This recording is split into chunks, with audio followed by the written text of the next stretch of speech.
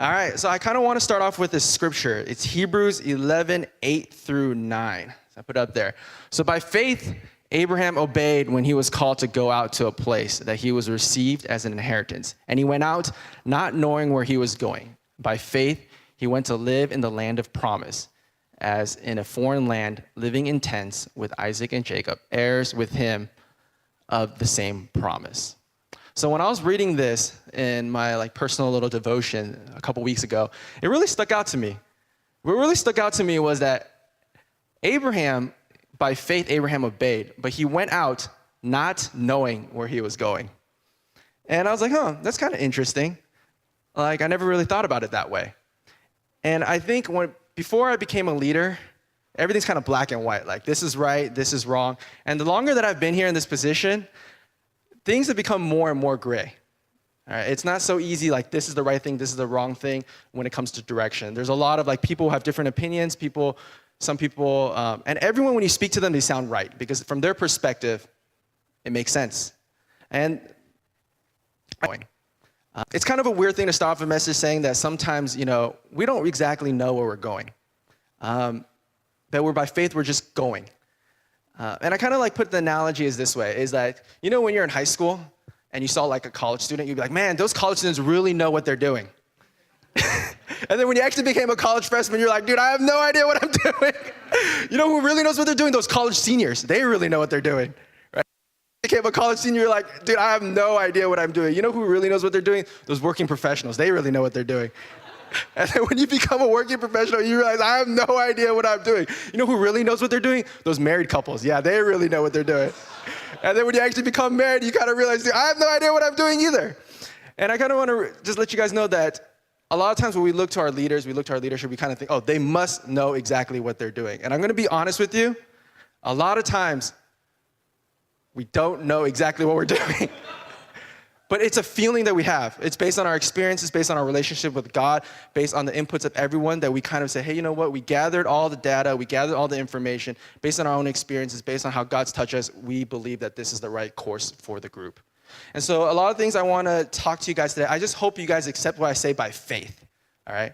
And if you guys don't accept it, that probably means you guys don't have enough faith. I'm just joking. No, I don't. Whatever I say, I want you guys just to hear it out for yourself. If you guys believe it and you guys believe in what Ignite's doing, great. And I welcome you guys to continue to join us as we go on this journey. So the first thing I want to start off with is our vision. What is the vision of Ignite? Why are we here? Some of this stuff is kind of a repeat of what I said last year. So if you were here, you'll probably hear some of it again. But I think it's very important that we know why we have a vision. Because when we know why we have a vision, we're able to suffer longer. We're able to last longer, right? Another analogy I like to give is why would anybody study for a test unless you knew there was an actual test, right? If you never knew there was a test, why would anybody study for those midterms, right? If you had we're working for a promotion, if you know that there was never going to be a promotion, why would you ever work hard, right? But the reason why you're able to suffer, you're able to withstand suffering, is because you know you're working for something. Sometimes you don't know exactly what you're working for, but you know that there is some kind of glory at the end, right? And the Bible tells us, suffering builds perseverance, character, and character, hope. So I really hope that through this suffering that we're able to get to a point where we always have hope, knowing that God is with us, that God is always for us, and that God is not going to abandon us.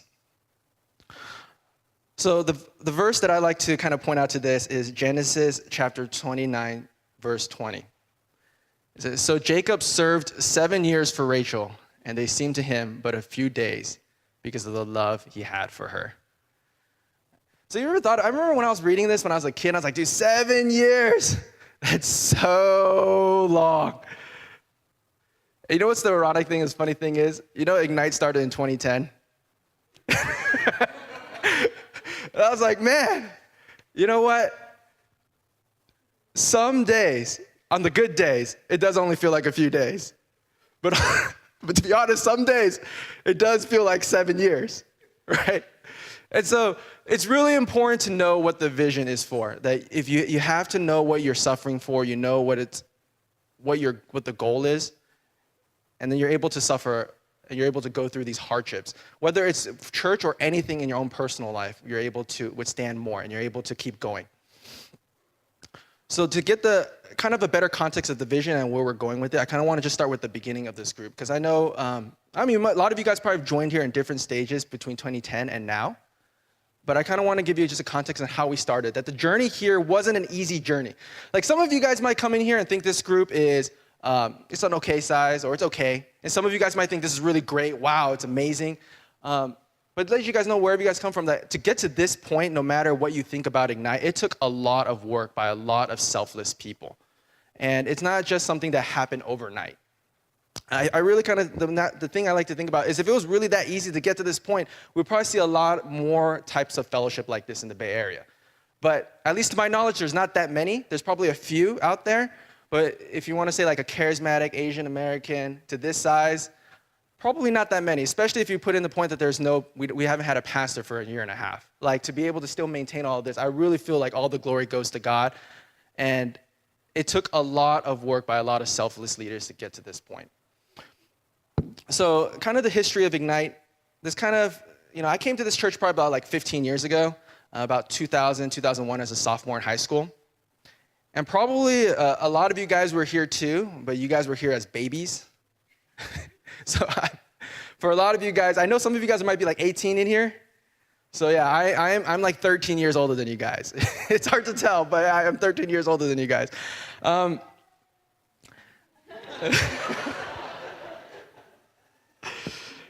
And like many of you guys probably, when you guys grew up in youth, for the people who grew up in youth here, you guys probably had a pretty awesome experience at youth. That's why you guys are still here. And I also had a pretty awesome experience at youth too. And so that's why I'm still here too. I had, there was like, our youth group at the time when I came was probably like 100 people. It really was an amazing group. And I always saw the church as a family, right? I thought of church as a family, that we would grow up together. My personal motto is you pick and choose your friends, but only God chooses your family. I don't know why I thought that, but that's just something I always thought. So when I came to River of Life, I always thought like, no matter who comes in here, you guys are kind of like my family. Like it doesn't matter who you are. If you guys consider this your home, somehow, some way, my connection with you has intensified, has magnified compared to if I knew you in some other context. Obviously, not everyone stayed, right? So people, no fault of anyone. People will come and go. But to be honest, I was pretty hurt by it, right? When people leave church, it hurts, like we don't like to say it, we won't say anything, like we keep quiet, like I won't say anything, like I'll keep quiet. It's probably not the best thing, but a lot of times I just, I kind of just keep quiet. But it actually does hurt. When I see people leave and when people are, not happy, I actually get really hurt by that. And I knew that, think about for some of you guys, when you guys come back to Ignite, you guys probably have at least maybe like 20 other college students with you guys, maybe 15. So when I came back like senior year, there was no one that came back with me. I was the only one that came back. I was the oldest one that came back, right? So everyone that started to come back was younger than me. So I was pretty hurt by it. And I remember Pastor Rick Warren, he said in one of his tweets that your greatest ministry will likely come from your deepest pain. And looking back on it, I really feel that's true. I'm not sure if it's for your own personal life too, but for me, I know it's kind of true that at least on a church context, this was probably my greatest pain, that feeling of abandonment, that feeling of being left out. And that's why I decided to stay, and I continue to stay, and I continue to think about, those times when I was younger, how it felt when people left. So, I personally decided I wanted to stay. Right? And for you guys on your personal level, wherever your personal ministry, it's probably the same thing.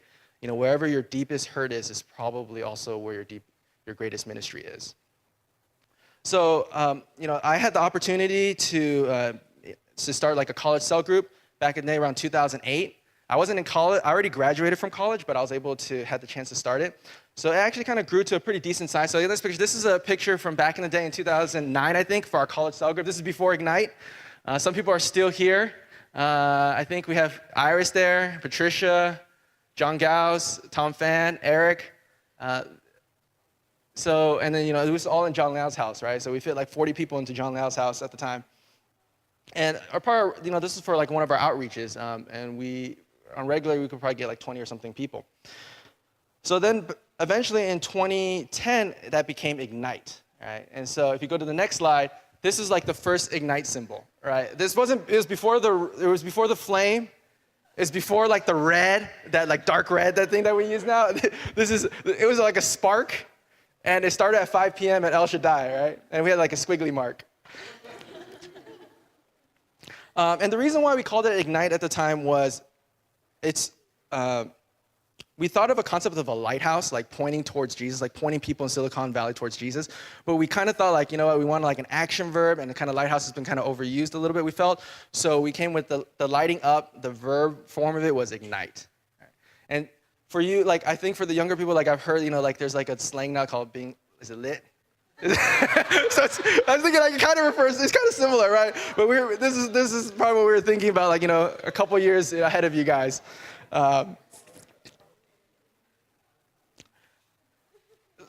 So that, and then I want to show you another slide. This is our service in about 2012. And if you look kind of from the picture, there was probably like 30 people from it, including the worship team. I'm kind of like hanging out on the back right, on the very right over there. And that's kind of, that was my spot back in the day. And so I just want to let you know that like, this is kind of like our humble beginnings, right? And that, you know, these were it wasn't always like the way you guys saw it here. That Ignite continues to grow, it continues to evolve, new people come in and out, but it wasn't always this size. You know, when we first started, it was a lot smaller. It was probably just a handful of people. This is probably a good day, because, you know, usually we only take pictures on good days, right? So I'm thinking, like, this is probably a good turnout. That's why we took the picture.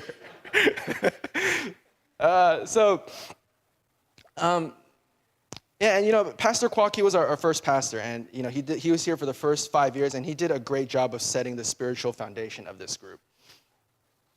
And during that time, for 5 years, when it came to the vision, we didn't really have a vision. It was kind of wherever Pastor Kwok led us, and wherever God felt in his heart, we kind of went where he went.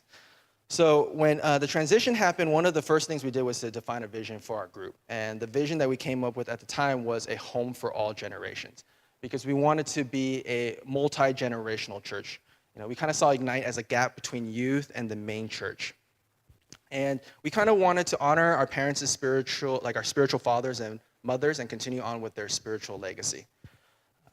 So, you know, the verse that I always like to use for this one is Exodus chapter 20, verse 12.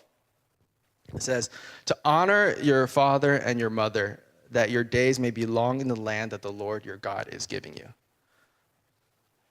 You know, one reason I really believe that Ignite has been able to last this long, because without a pastor for like a year and a half, that's a long time for a group, and for us to sustain it is really because I believe that we actually honor our spiritual fathers and mothers. We really do, behind the scenes, in front of the scenes, I feel like we always do, and that's the reason why we've always been able to last this long. Right? And even on a personal example, I've probably shared this before too, but some of you guys know me too. My eating habits are not necessarily the best. Like, people know I don't eat any vegetables. I drink boba twice a day. And I'm relatively healthy. Like, compared, I'm telling you, like, I play sports with my contemporaries, and I usually do pretty well. And I usually play a lot of sports with younger people. So I'm like, you know what? I always attribute it to, Ben was saying, and I attribute it to, you know, because I really do honor my physical father and mother. But I'm going to let you guys know that actually I stopped drinking boba since Thursday. So I've not drank boba since Thursday, Friday, Saturday, and today. And it's because, you know, the last fruit of the Spirit is self-control, right? And also let you know, I actually had a cavity on Monday, and it hurt a lot. And I realized, you know what, these boba drinks are giving me cavities, so I got to stop. And so for the past year, we've actually been learning from our spiritual fathers and mothers, but I do feel like now it's kind of like our time to take on our own identity, right? So if I have another picture, this is just a picture of all the leadership team meeting up with our contemporaries in the main church. So, you know, and we talk with them every once in a while to know, you know, what they're thinking, how we can align ourselves with them. And we've been doing that for kind of the past year, right? But I really do feel like, you know, we kind of learn what we need, we kind of honor our fathers and mothers, and now it's kind of slowly for us to develop our own identity and where are we going as a group. And so the next verse I had is Ephesians chapter 5, 31 to 32. "Therefore a man shall leave his father and mother and hold fast to his wife, and the two shall become one flesh. This mystery is profound, and I am saying that it refers to church, Christ and the church. When I read that, I wasn't 100% sure what it meant, but I felt like it kind of went with what I was saying. Really, I think eventually we all have to leave our fathers and mothers, right? Whether, for some of us, that might be physical, but eventually we all have to have our own identity outside of our fathers and mothers, including myself and including this group. And it's not like we don't honor them, but we eventually define our own, define our own identity. And I feel like that's why we're kind of moving on to a new vision. And I'm going to share with you guys a new vision that our leadership team has discussed about where Ignite is going. And it still encompasses our old one of a home for all generation, but it expands on it. So starting from this point, I'm going to do some name dropping so that you guys know that this decision process wasn't just like one person making a decision. Because I know a lot of times in a church setting, you think like, oh, it's just like one person making all the decisions behind the scenes. And it's not like that. Like, at least at Ignite, we're not like that. All the decisions are being made as a group, and we get here together. The ship we're sailing on together. So the first name I want to name drop is Julia. All right. So I think after when we first did the Home for All Generations, or for the first vision for a Home for All Generations, Julia sent me this long email. And I don't know like all the details of it, but I just remember the back of my mind, I was just thinking, okay, we probably need to change the vision. that's my first thought. And then a few months later, I met up with Daniel Summerhays. And I don't remember the exact context of everything we talked about, but the back of my mind, I was thinking, okay, we need to change the vision. That's the color. And then I think Ivan, he joined our leadership team. I don't remember exact context, but I just remember the back of my mind is, okay, we probably need to change the vision. And I was thinking, these three people are very separate people, so if they're all telling me similar messages, then maybe it's time to change the vision, right? So if you guys don't know, all the leaders, we actually went to Catalyst, which is like a leadership conference a couple months ago, and these are all the people that went. And during that trip, when one of the topics that they're talking about was a vision for a group, right? And so on Friday evening in our Airbnb place, we stayed in an Airbnb place, we started to talk about Ignite and what is the vision of Ignite. Right? And it was it was a cool sight to see. We're like, imagine all these people in their PJs and we're meeting in the middle of the night and we were discussing vision. And then the two questions we asked everyone is, why are you still here? And what do you want to see in the future? Because on a natural level, there's really no reason why anyone should still be here. I'm going to be honest. On a natural level, there shouldn't be any reason why we're still here. I mean, I even asked that myself, right? But there must be something supernatural that these people see independently of one another that still allows them to stay here and endure for this. And we kind of wanted to find out, what did everyone see in Ignite? What did people see Ignite going? And maybe we can find clues on what our vision should be.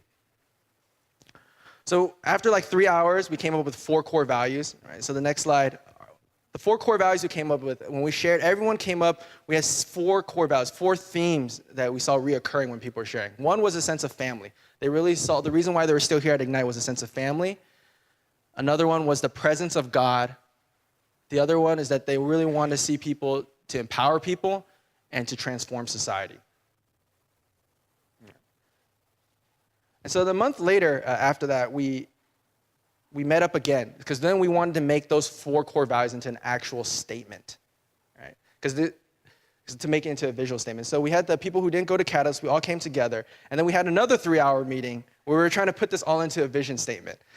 And with 16 people, have you guys ever tried to decide where to eat with 16 people?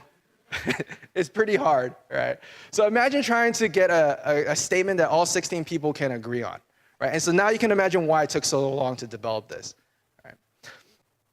So the statement that we came up with and the vision for Ignite going forward is, we are a vibrant family that loves the presence of God and partners with Jesus to empower people and transform society. That loves the presence of God and partners with Jesus to empower people and transform society. So I'm going to take a water break real quick.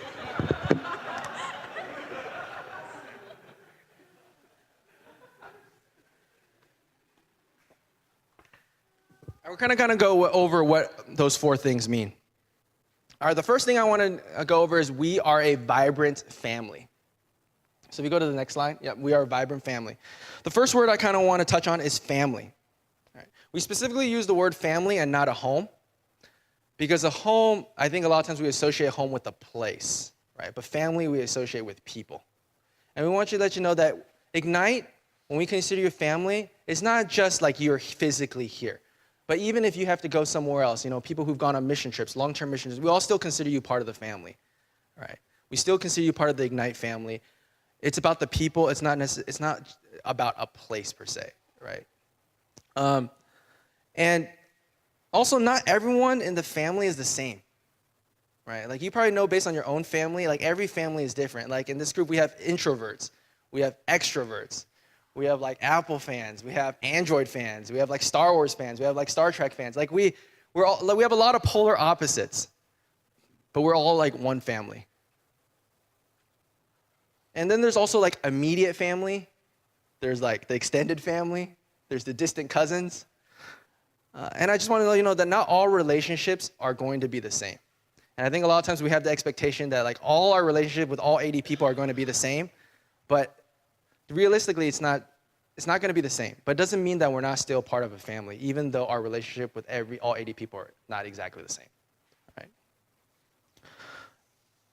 And in my eyes, too, even people who've gone to other fellowships, like I said, they go to other fellowships or the long-term missionaries, I still consider them part of our Ignite family, right? Like, I guess Facebook stalked them to see what they're doing. You're like, oh, cool, nice, good for them. Yay, I'm happy for them, And I also feel like a home for all generations, to create a multi-generational church also fits under this family context. And I think a funny thing when we were sharing about what we see in the future is that Eunice and Isabel, I remember when they were sharing, they were kind of joking about having their kids like raising up here too. And I was like, man, that's really forward thinking. Like, I think I'm forward thinking, but I wasn't even thinking like that forward. It was like, wow, people were already thinking about, possibly raising their own kids here. And I was like, wow, that's deep. Like, wow. And the next words I kind of want to go with is you are, right? We are. We are is not just one person, right? But it's all of us. We're all part of this together. And the word vibrant, right? I want to say that's Gigi's word. Yeah, Gigi was really into vibrant. And I said the word vibrant, what does that mean? It's full of energy, right? And a synonym is dynamic, which means constant change, right? So just by the nature of Silicon Valley, it's a very transient community, especially when you start working, you'll realize that people come and go a lot. And I've been, even at River of Life, a lot of people come and go. Like I've been here at this church for like 15 years, and I've already had 4 pastors, right? My first pastor was Pastor Ralph, then it was Pastor Victor, and then Pastor Angela, and then Pastor Kwok, and then this new pastor that we have, he would be my 5th pastor, and then you don't even know how long he'll stay, and I'm gonna have a 6th pastor after that. And for me, to be honest, I'm telling you guys that because for me as a young kid, when all that stuff was happening, it was really tough to reconcile all that, right? But you kind of have to know that people it's a very transient community. People come and go, but it doesn't mean that we're not a family. It doesn't mean that, I don't want people to feel that kind of sense of like abandonment, right? Like we're all part of family. I think that when we kind of start to realize that and recognize that, a lot of times when people leave, we won't feel so much hurt, right? So that's what it means for we are a vibrant family. That this is like the Ignite that you guys know now might be even different 6 months from now, right? And even when when the college students then they come back during the summer, it makes like Ignite a lot different than when it is when the college students are not here. Cool. The next one is that loves the presence of God.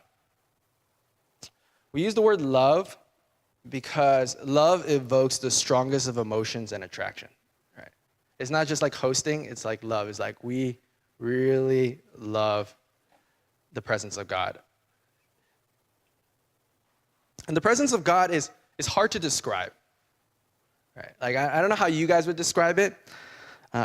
And so I felt like the best way to describe it, as I saw this from Esther, one of Esther's worship slides, so I'm going to use Esther's worship slide on how she describes the presence of God. She wrote, "Some things cannot be measured, some things are felt." And I was like, the presence of God, when you guys come to Ignite, I'm assuming a lot of you guys sense the presence of God, or else you guys wouldn't be here. But it's really hard to like measure it. It's really hard to say like exactly what it is. But when you guys do come in here, you probably sense that there's something different here. Something that you can't explain. It's something that you can't describe. It's something you can't recreate. And you can only really attribute it to God. Right? And you know that, and I feel like a lot of people say that in particular in our worship, right? People experience that in our worship. And that's something that we want to continue. We want to and that's why we have like a worship night, right? We choose to participate in the worship nights. We want to do those worship nights because we want to continue to seek after the presence of God. The next one is we partner with Jesus to empower people. We use the word partners with Jesus so that people know it's not just self-help, right? Because if you want to like be empowered, you can go to different sources, but partners with Jesus know that this is not just self-help. We are like disciples of Jesus Christ. We are partnering with Jesus to actually empower people. And when it comes to empowering people, I want you guys to know that we're not here to babysit, right? We're here to empower you to be who God has called you to be, to develop your spiritual gifts, right? Like the analogy I like to give is another family analogy, is when you're a baby, like your parents just feed you, right? Your parents feed you. But if you're like 10 to 15 years old and all you do is just sit there and your parents feed you, it's kind of weird, isn't it?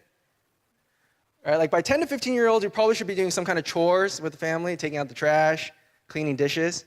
Right?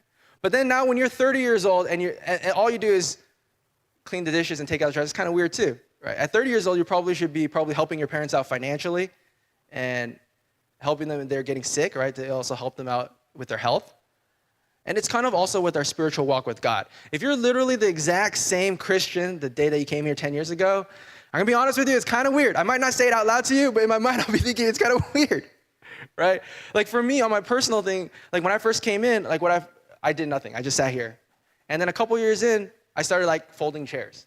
And I started like cleaning up chairs, right? And fast forward like another 10 years, and now I'm here, you know? So, like it's a slow progression of your walk with faith. All right, it's. I know a lot of times we think it's like overnight, but a lot of times it's a slow progression. But there has to be some kind of progression. And Ignite here, we're kind of iron sharpens iron. We're helping you to keep pushing, that you keep growing, right? And so a lot of times it's uncomfortable because growth is uncomfortable. But you kind of have to accept that, you know, a lot of times we're doing this for your good. We want you guys to see what you guys have called out to be, to see what God has called you out in you. So yeah, the verse I kind of like to do with this one is also Hebrews chapter 5, verse 13 to 14. For everyone who lives on milk is unskilled in the word of righteousness, since he is a child. But solid food is for the mature, for those who have their powers of discernment trained by constant practice to distinguish good and evil. So eventually the goal is to eventually be able for you to distinguish yourself what's good and what's evil, right? That your walk with God is not just your parents' walk, it's not my walk, but it's your personal walk. Right. And the last but not least is to transform society. Right. Transform society is you're the salt and light. It's not just to survive, but to thrive, to really make a difference. I think it's no accident that we live in Silicon Valley. Silicon Valley is one of the most influential places in the world, right? And if we can be a salt and light in this community, you know, we can really make a difference around the world, right? And I think Sam and Ivan were really into this one too. They were into transforming society. So Vibrant was Gigi, and I kind of associate transform society with Sam and Ivan.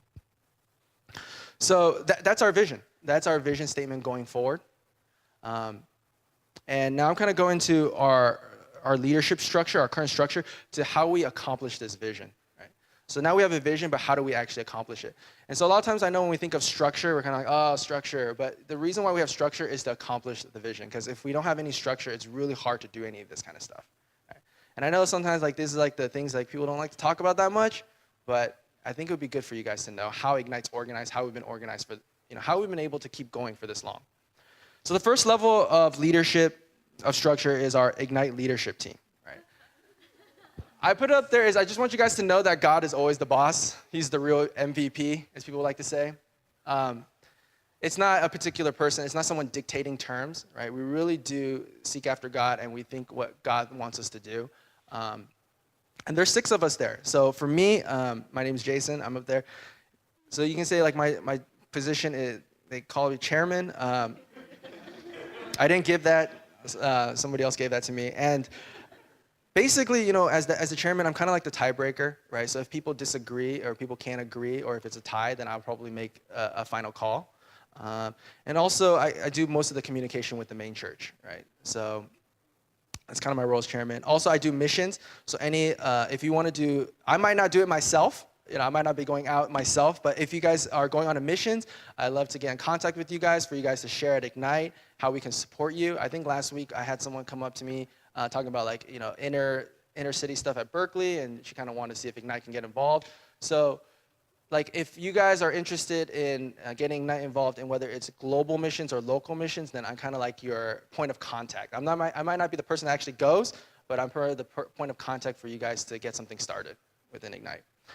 Next, we have Iris. She does cell leaders. If you guys don't know who they are, I put pictures up there.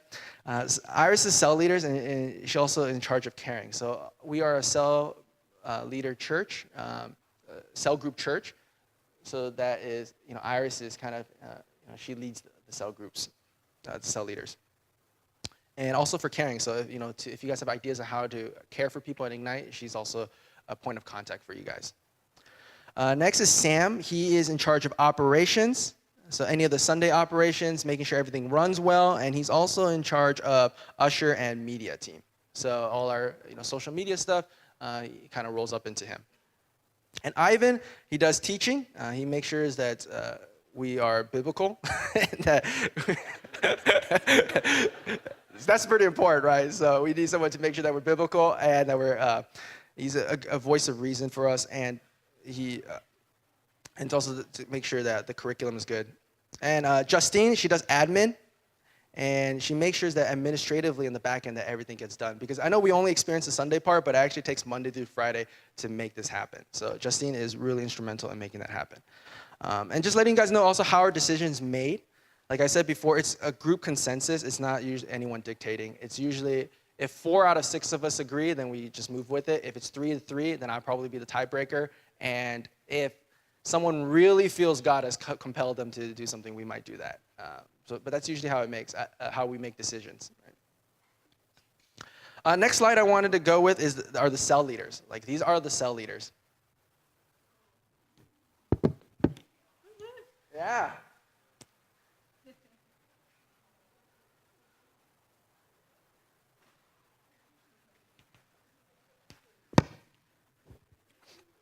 So I know sometimes they're a little shy, so they don't like to tell people that they're cell leaders, but now you know who they are. So don't be shy, say hi. And then there's also our worship leaders and our usher and media leader too. So if you guys don't know who they are, now you do. And there's their names. Cool. So it's Tim, Gigi, Isabel, Daniel, Howard, John, Julia, Serena, and Ben for the cell leaders. And then worship leader, we have Dan Chan, Eric, and usher and media, we have Eunice. Cool.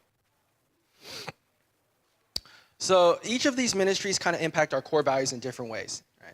So for example, cell group ministry impacts all 4 core values, but it probably impacts family the most.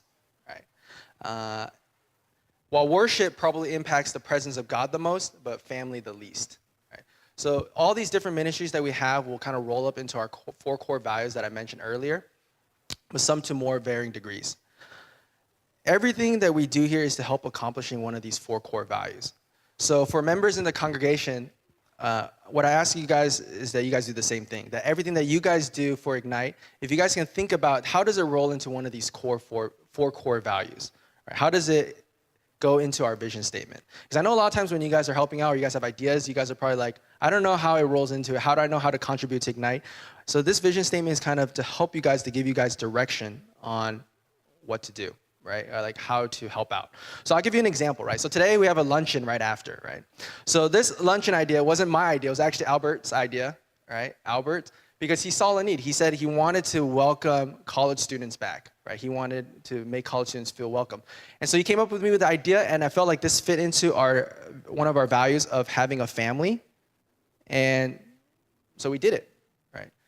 And some of the ideas we'll do, and some of the ideas that you have, we might not do, right? So don't get mad about it, but we kind of have to prayerfully consider like all the different ideas.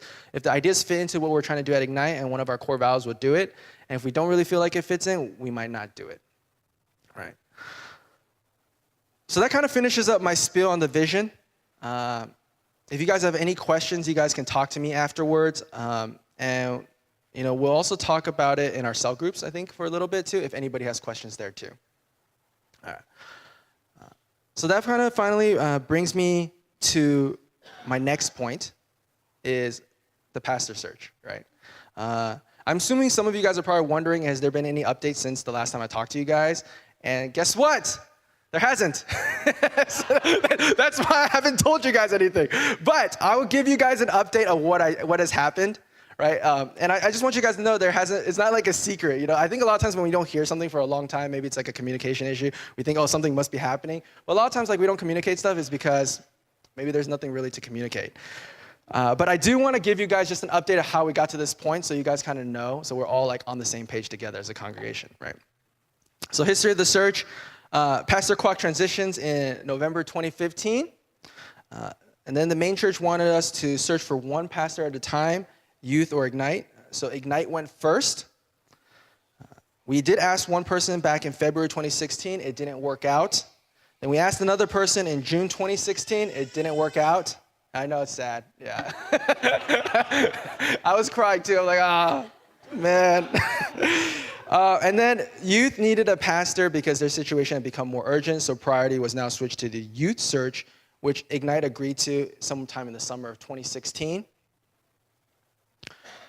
Then Ignite reiterates to the main church that we needed a pastor, and if we can search for a pastor in parallel with the youth, which they agreed to in April 2017, that was just a couple months ago.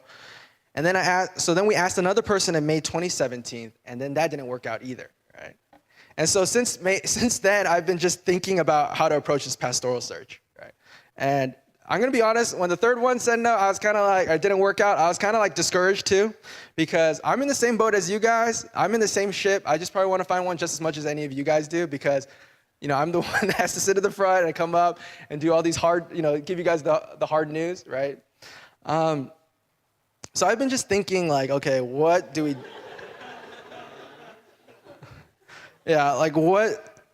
what do we do, right? And I'm going to tell you, I didn't come up with like a great answer. I know a lot of times when we come here, we're thinking like, okay, we're going to give you like a great answer. This is what we're going to do. But I'm going to just tell you what I came up with. And it goes back to the very first verse that we read, just by faith you take, and then we'll see where it goes, right? So I thought about, like, based on my own personal experience when I've hired people for work, how does it usually go? And it's usually been like just personal referrals. That's usually how it goes. So recently, when we've had a couple guest speakers come, they'll like usually talk to me beforehand, like, hey, Jason, like, what's Ignite all about?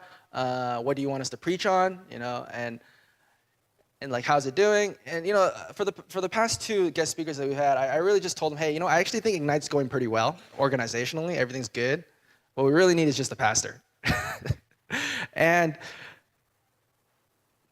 that's basically what I've been doing. Is I just hope that the word will spread, right? And that, hey, we're looking for one, and just word of mouth and a referral. And I'm just having faith that we'll find the right one. And you guys can help in that search too. If you guys know somebody that's good, just let me know, and then we can invite them to be a guest speaker, and then see how it goes, right? And just to let you know that a lot of the guest speakers that we do have, or at least a few, are actually people that you guys have recommended, right? And so Justine, I think, got one. I think Serena helped find another person. So it's like it's like a communal effort. Like, we're all doing this together. A lot of, one person can't do this alone. It's all of us. So if you guys know people, just let us know, and we'll invite them, and we'll see how it goes, right? So basically, the search strategy I came up with was just informing guest speakers we need a pastor, and hopefully we'll start getting referrals. The next one is that hopefully the youth search will be done soon. Hopefully it will. I think it will. And then that we can have more resources from the main church to be redirected to Ignite. And last but not least, is just prayer and trusting in God and his faithfulness. All right. That kind of finishes my spiel on the pastoral search update. If you guys have any questions, you guys can just feel free to talk to me afterwards too, and I'll feel free to try my best to answer your questions, right? So at this time, I kind of wanted to end everything with the same verse I started off in the beginning, right? And so I think at this time, I'll probably ask also the worship team to come up as we just do a response song. It's Hebrews chapter 11, verse 8 through 9. By faith, Abraham obeyed when he was called to go out to a place that he was to receive as an inheritance. And he went out not knowing where he was going. By faith, he went to live in the land of promise, as in a foreign land, living in tents with Isaac and Jacob, heirs with him of the same promise. Yeah, and so in the very beginning, I kind of just shared, we're going out by faith. And sometimes we don't know exactly where we're going. It's not so clear, black and white. It's a little shades of gray.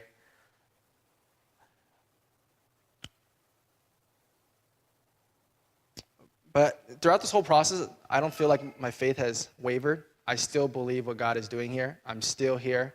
I still show up every single week. I've never thought about leaving during this time. Like, I still just want to see it through the end.